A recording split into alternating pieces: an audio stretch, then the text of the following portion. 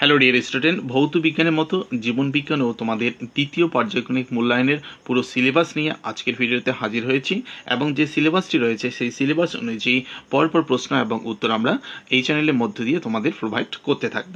সুতরাং যারা এখনও পড়াশোনা শুরু করনি অবশ্যই পড়াশোনা আজ থেকে শুরু করো। তোমাদের দ্বিতীয় পর্যায়ক্রমিক মূল্যায়ন অর্থাৎ দ্বিতীয় ইউনিট টেস্ট কিন্তু আগস্ট মাসে হতে চলেছে।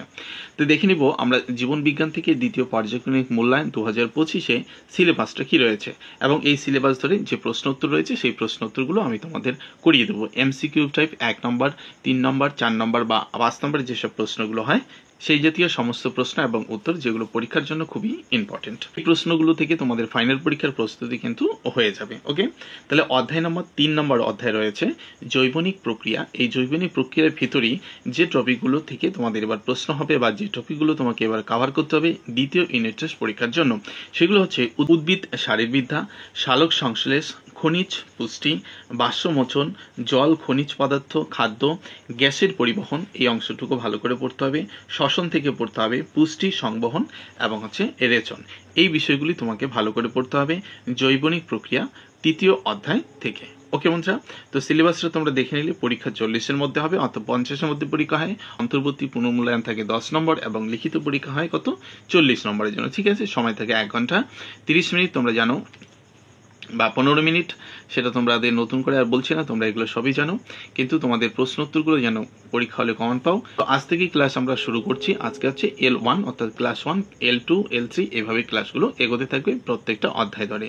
সুতরাং এগুলো ভালো করে নোট করবে, পড়বে, দেখবে পরীক্ষা হলে কমন পেয়ে যাবে। ঠিক আছে, তাহলে আমরা আজকে দেখব উদ্ভিদ শারীরবিদ্যা অর্থাৎ জৈবনিক প্রক্রিয়া থেকে উদ্ভিদ শারীরবিদ্যা সালোকসংশ্লেষের উপরে যে টাইপের প্রশ্নগুলো তোমাদের পরীক্ষা হলে হয় সেই জাতীয় প্রশ্ন এবং তার সম্পূর্ণ উত্তর। ঠিক আছে, এমসিকিউ টাইপের প্রশ্ন উত্তর দেখবো 100% তোমরা এই প্রশ্ন উত্তরগুলো কিন্তু পরীক্ষা হলে কমন পেয়ে যাবে। ওকে বন্ধুরা, তো দেখো আজকে 1 নম্বর প্রশ্ন হচ্ছে C6H12O6 হলো, অর্থাৎ এই যে C6H12O6 হলো এটি কি?